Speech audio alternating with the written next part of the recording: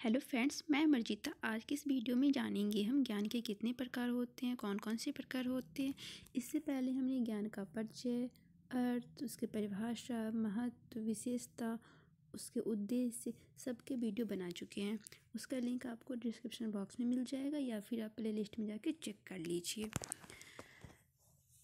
तो आइए हम देखते हैं ज्ञान के प्रकार को। ज्ञान दो प्रकार के होते हैं, सामान्य ज्ञान और विशिष्ट ज्ञान। और फिर सामान्य ज्ञान दो प्रकार के होते हैं, प्रागुणभाविक ज्ञान और प्रायोगिक ज्ञान। विशिष्ट ज्ञान 6 प्रकार के होते हैं, अधिकारात्मक ज्ञान, ऐन्द्रिक ज्ञान, तार्किक ज्ञान, वैज्ञानिक ज्ञान, क्रियात्मक ज्ञान, अंतःप्रज्ञात्मक ज्ञान। एग्जाम में जब आपको लिखना हो ज्ञान के प्रकार को तो आप इस तरह से लिखिएगा। हमने वो समझने के लिए उस तरह से समझाया था। अब हम ज्ञान के प्रकार को एक एक करके समझेंगे। जो हमारा सामान्य ज्ञान के 2 प्रकार है, प्रागुणभाविक ज्ञान, पहले उसे देखते हैं। यह वह ज्ञान है जो सत्य है, वह ज्ञान जो बिना बुद्धि अनुभव की सहायता से प्राप्त होता है, जो प्रामाणिक सत्य है, जिसमें बुद्धि अनुभव की सहायता नहीं होती, जैसे कि 2 और 2 4 होता है, ये सत्य है। यदि ए जो है बी से बड़ा है और बी सी से बड़ा है तो ए क्या होगा, एनी टाइम सी से बड़ा ही होगा। या फिर कुछ कहावतें हैं, प्रथाएं हैं, वो हमेशा जो चलती आ रही है वो चलती आ रही है। यही है प्रागुणभाविक ज्ञान, कि जो सत्य है, जिसके लिए कोई हमें अनुभव की ज़रूरत नहीं पड़ती है या फिर किसी भी चीज़ की ज़रूरत नहीं पड़ती है, सत्य है तो सत्य है। सेकेंड है प्रायोगिक ज्ञान। यह ज्ञान बाहरी जगत के अनुभव, निरीक्षण तथा मनुष्य के स्वरूप के अनुभव, अवलोकन तथा निरीक्षण से प्राप्त होता है। यह ज्ञान इंद्रियों पर बेस होता है। मतलब हम किसी को कार्य करते हुए देख रहे हैं तो उसे देखकर सीख रहे हैं या फिर स्वयं के अनुभव से सीख रहे हैं, वो होता है प्रायोगिक ज्ञान। तो ये थे हमारे सामान्य ज्ञान के 2 प्रकार।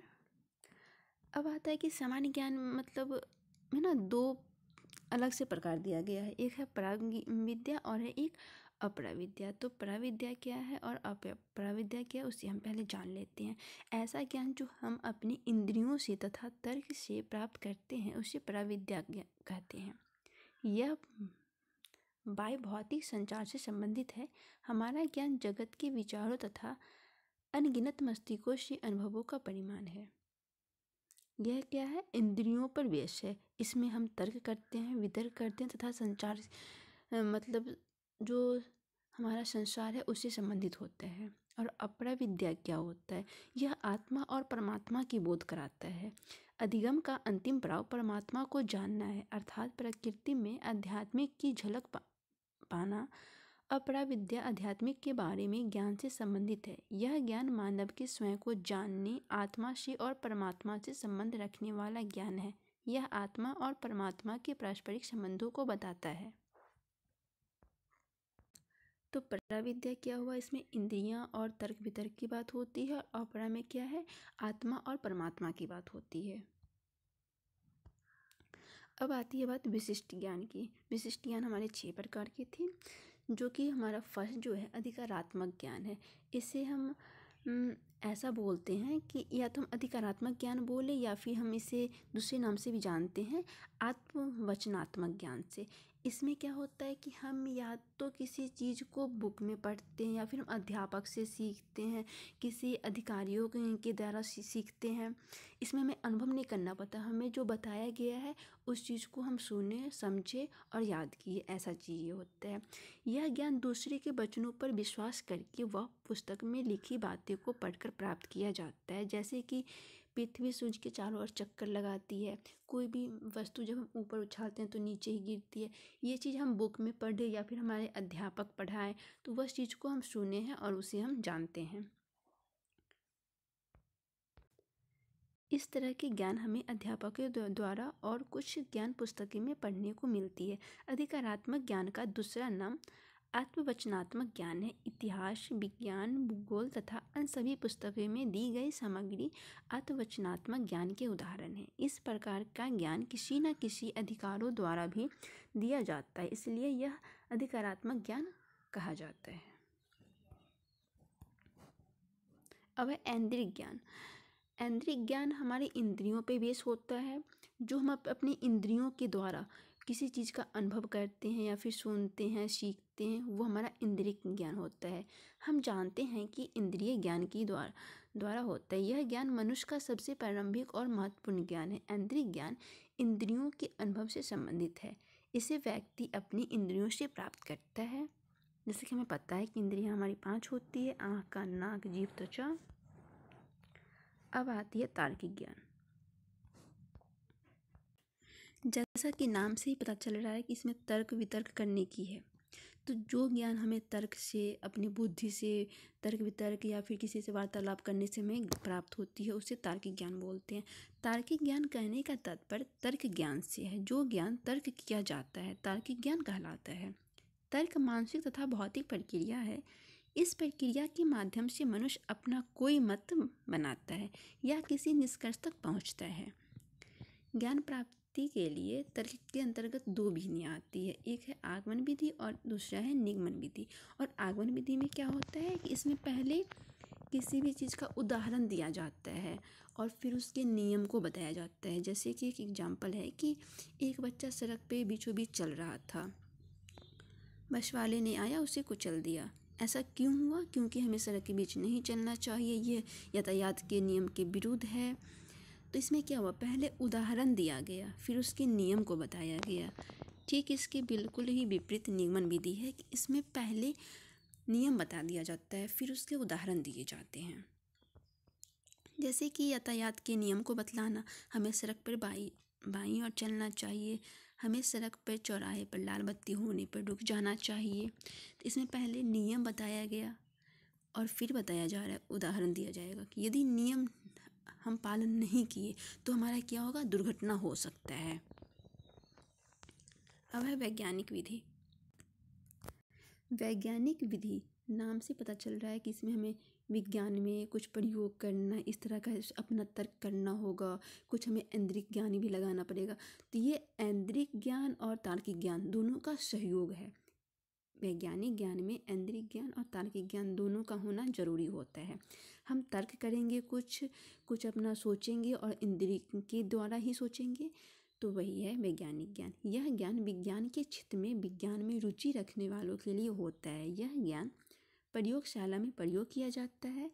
इस ज्ञान को समक्ष बनाने के लिए ऐन्द्रिक ज्ञान व तार्किक ज्ञान का सहयोग लेना पड़ता है। इस ज्ञान के परिणामों की पुष्टि अन्य मनुष्य वैज्ञानिकों व विशेषज्ञों द्वारा किए जाते हैं। परीक्षणों से की जा सकती है। जब हम कोई चीज़ प्रयोग कर रहे होते तो हम किसी न किसी वैज्ञानिक का देखा हुआ या फिर कुछ से या खुद से कुछ किए, तो हम किसी न किसी से तो उसे वेरीफाई करवाएंगे ना कि ये सही है या गलत है। वही था। अब है क्रियात्मक ज्ञान।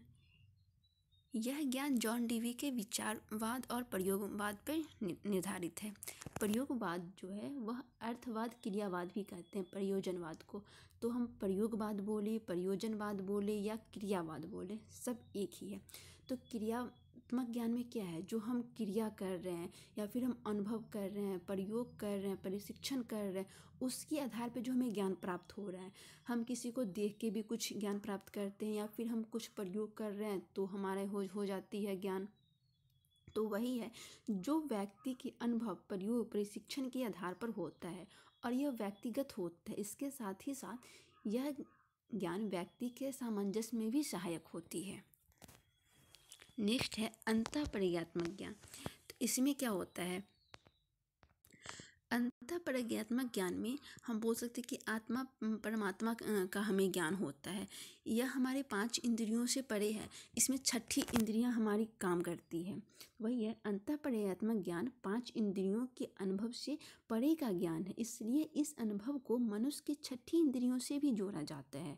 संपूर्णता का बोध तथा उसकी अनुमति का नाम अंतःक्रिया है। इसको भाषा के माध्यम से अभिव्यक्त करने में कठिनाई आती है। इसमें ज्ञाता और ज्ञ दोनों अलग अलग नहीं होते, दोनों एक ही होते हैं। ज्ञाता जो होते हैं वो ज्ञ में लीन होते हैं। जब हम किसी चीज़ का सिद्धि करते हैं उसमें क्या होता है, हम काम कर रहे हैं, जिस चीज़ के लिए कर रहे हैं उसमें हम पूरी तरह से लीन होते हैं।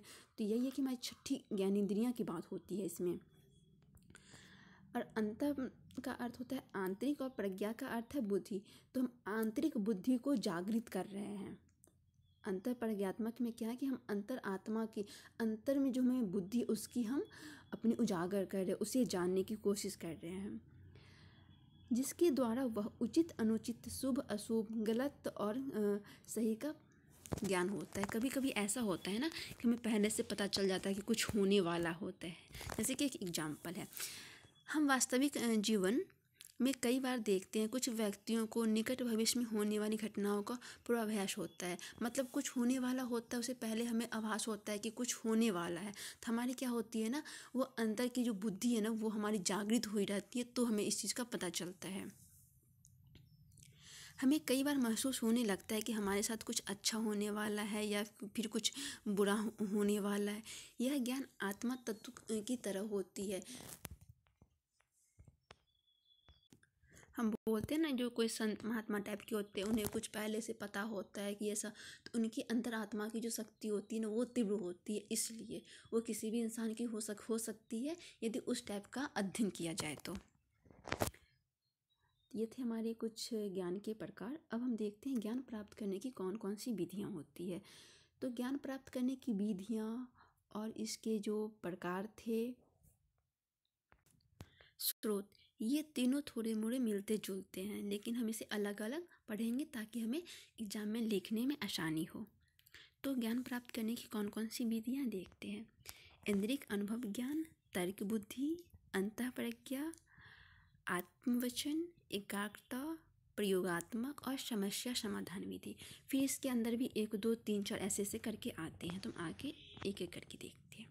इंद्रिय अनुभव ज्ञान क्या है। इंद्रिक अनुभव ज्ञान के अंतर्गत ज्ञान प्राप्ति के निम्नलिखित विधियों का प्रयोग किया जाता है। इसमें 4-5 करके इसके टाइप्स हैं, देखते हैं एक एक करके। अवलोकन विधि, जब कोई कार्य कर रहा होता है हमारे सामने में कोई भी, तो हम उसे देखते हैं, उसका अवलोकन करते हैं, फिर हम सीखते हैं।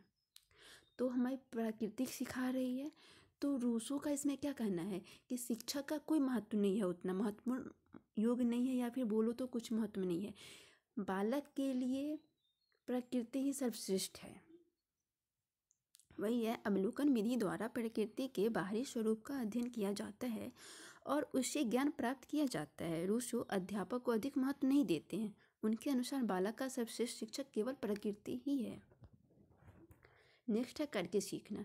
जब कोई भी व्यक्ति खुद से कुछ चीज़ करता है फिर सीखता है, तो उसकी जो मतलब वो सीखने की क्षमता होती है वो बहुत अच्छी होती है और वो लॉन्ग टाइम चलती है, क्योंकि वो खुद से सीखता है, उसकी रुचि और बढ़ती है, कुछ और करने की इच्छा होती है। वही है, व्यक्ति इस विधि से स्वयं प्रयास से ज्ञान प्राप्त करते हैं। कार्य करने से उसे उस कार्य से संबंधित ज्ञान प्राप्त होता है। इस विधि से ज्ञान प्राप्त करना रुचिकर तथा सहज होता है। जब कोई कार्य बालक खुद से कर रहा है तो क्या हो रहा है, वह रुचिकर हो रहा है, बच्चे उसमें रुचि ले रहे हैं और सहज होता है, उसे आसान लगता है वो काम करना, और उस काम के बाद वह उससे जो हार्ड काम होगा वो भी वो करना चाहेगा, क्योंकि उसे अच्छा लगता है करना, तथा बालक का आत्मविश्वास बढ़ता है। जब हम किसी को करते हुए देखते हैं और खुद करते, इसमें बहुत अंतर होता है। करके देखने में क्या होता है कि हाँ वो ऐसा काम कर रहा है, ऐसे चीज़ हो रहा है, लेकिन हम जब करके देखते हैं तो हमें पता चलता है कि कहाँ कहाँ पे हमें वहाँ पे कठिनाइयाँ आ रही है, उससे हम कैसे सॉल्व करेंगे। और जब हम किसी भी समस्या का जब समाधान खुद से करते हैं ना, और उसमें जो हम कुछ सीखते हैं वो हमारे लिए बहुत ही उपयोगी होता है। नेक्स्ट है अनुभव से सीखना। जब कोई व्यक्ति कार्य करता है तो वह स्वयं अनुभव करके ज्ञान प्राप्त करता है। जितना हम स्वयं के अनुभव से सीखते हैं उतना किसी व्यक्ति को कार्य करता हुआ देखकर नहीं सीख सकते हैं। अनुभव मनुष्य का सबसे बड़ा शिक्षक है। नेक्स्ट है दृश्य सर्व सामग्री। दृश्य सर्व सामग्री का एक एग्जाम्पल सबसे अच्छा है कि कोई भी व्यक्ति कुछ हम वैसे बोल दिए कि 2 और मतलब कोई छोटा सा बालक है, जैसे 1 से 10 तक का मतलब काउंटिंग आता है, और उसमें ऐसे बोल दिए कि 2 और 2 4 होता है, तो उसे याद करना पड़ेगा 2 और 2 4 होता है। लेकिन हाँ, हम उसे एग्जाम्पल दे रहे हैं कि 2 एप्पल है, 2 एप्पल है तो कितने एप्पल हुए, 4 एप्पल हुए। तो उसके साथ क्या है, सर्वदृश्य दोनों चीज़ हो रहा है, उसे हम दिखा भी रहे हैं, बता भी रहे हैं। तो किसी चीज़ को यदि सर्वदृश्य से समझाया जाए ना, छोटे बच्चे हो या बड़े बच्चे हो, तो वो जल्दी मतलब समझ पाते हैं। वही है, ज्ञान प्राप्ति की विधियों के लिए यह सामग्री बहुत उपयोगी है। सर्वश्रेष्ठ सामग्री के प्रयोग से एक से अधिक इंद्रियों का प्रयोग होता है। बच्चे सुनते भी हैं, देखते भी हैं। इसमें छात्रों को देखने सुनने का मौका मिलता है। दृश्य सर्व से पढ़ी ज्ञान हमें जल्दी याद भी हो जाती है और लंबे समय तक वह स्मरण में भी रहती है। क्योंकि यदि हमें कही हुई बात यदि हमारी स्मरण से हट भी गए तो हम यदि कुछ देखे हुए तो हमारा वो मतलब याद करते हैं ना कि अच्छा ये चीज़ ऐसे हुआ था, तो हमारा रिकवर हो जाता है। इसलिए कि देश सर्व सामग्री जो है वो बहुत ही उपयोगी है किसी भी पाठ को पढ़ने के लिए। तो ये था फर्स्ट का। और अब सेकेंड का है वो तर्क बुद्धि। कई बार बालक को ज्ञान प्राप्त करने के लिए अपनी बुद्धि का भी प्रयोग करना पड़ता है। वह तर्क वितर्क करते हुए विवेक के साथ ज्ञान अर्जित करते हैं। तर्क बुद्धि में 2 विधियाँ आती हैं, आगमन विधि और निगमन विधि। आगमन विधि में फिर वही बातें होती है जो हमने पीछे पढ़ा था। फिर से हम पढ़ते हैं कि आगमन में पहले उदाहरण दे दिया जाता है, फिर नियम को बताया जाता है। जैसे कि एक एग्जाम्पल है यहाँ पे कि एक कौवा को हमने देखा वो काला था, दूसरा को देखो वो भी काला, तीसरा देखिए वो भी काला, चौथा देखिए वो भी काला। मतलब क्या है कि इससे क्या सिद्ध हो रहा है कि सभी कौवे जो हैं वो काले ही होते हैं। तो हमने पहले उदाहरण दिया, फिर उसके नियम बता दिए कि हाँ ये ऐसे चीज़ होता है। और निगमन के सिर्फ इसके अपोजिट है कि पहले हम इसमें नियम बता देते हैं और फिर उसके उदाहरण देते हैं। जैसे कि हमने बता दिया कि त्रिभुज के तीनों कोनों का योग 180 डिग्री होता है या फिर 2 समकोण होता है। तो इससे क्या हुआ, पहले हम बता दिए उसके नियम, अब हम उसके उदाहरण को लेंगे कि कोई मतलब अलग अलग टाइप का हम त्रिभुज ले रहे हैं और फिर उसके सभी कोनों को जोड़ के बता रहे हैं कि हाँ 180 डिग्री हो रहा है। तो वही है, यह आगमन विधि के विपरीत है। इस विधि में समान से विशेष या नियम से उदाहरण की ओर चलते हैं। इसमें नियम का तो पहले से ही पता होता है तथा नियम की सत्ता की परखता करते हैं हम उसमें, मतलब परख करते हैं कि हाँ हमने जो नियम पढ़ा वो सत्य है या नहीं है। ये एग्जाम्पल है जो हमने बता दिए हैं। अंतः प्रज्ञा, जो ज्ञान सहज प्राप्त हो उसके लिए हमें अलग से किसी चीज़ की ज़रूरत नहीं पड़ती। जो हमारी छठी ज्ञानेंद्रियाँ होती हैं, जो हम क्या कहते हैं दिन रात जो कार्य कर रहे हैं हम उसी के द्वारा सीख लेते हैं। इसमें क्या होता है, हमें सही और गलत की पहचान हो जाती है। इसमें ज्ञान और ज्ञान का जो है अलग अलग कोई भूमिका नहीं होती है। ज्ञाता जो होते हैं वो ज्ञान में लीन होते हैं, वह खुद से खोज करते रहते हैं। वही है जो ज्ञान सहज प्राप्त हो और इसके लिए अलग से समय की आवश्यकता नहीं पड़ती है, जो दिनचर्या में हम एक दूसरे के द्वारा सीखते हैं। यह ज्ञानेंद्रियों के छठी इंद्रियों से संबंधित ज्ञान कहलाते हैं। इस ज्ञान में ज्ञाता ज्ञान में लीन होते हैं, इन्हें सही गलत की पहचान हो जाती है, इन्हें आगे होने वाले कुछ घटनाएं का भी आभास हो जाता है। आप्तवचन हमने पीछे पढ़ रखा है, जिसके 2 नाम होते हैं। अधिकारात्मक ज्ञान भी हम इसे बोल सकते हैं या फिर हम आप्तवचन अधिकार ज्ञान कुछ भी हम इसे बोल सकते हैं। यह ज्ञान हमें अधिकारों विशेषज्ञों के द्वारा प्राप्त होती है।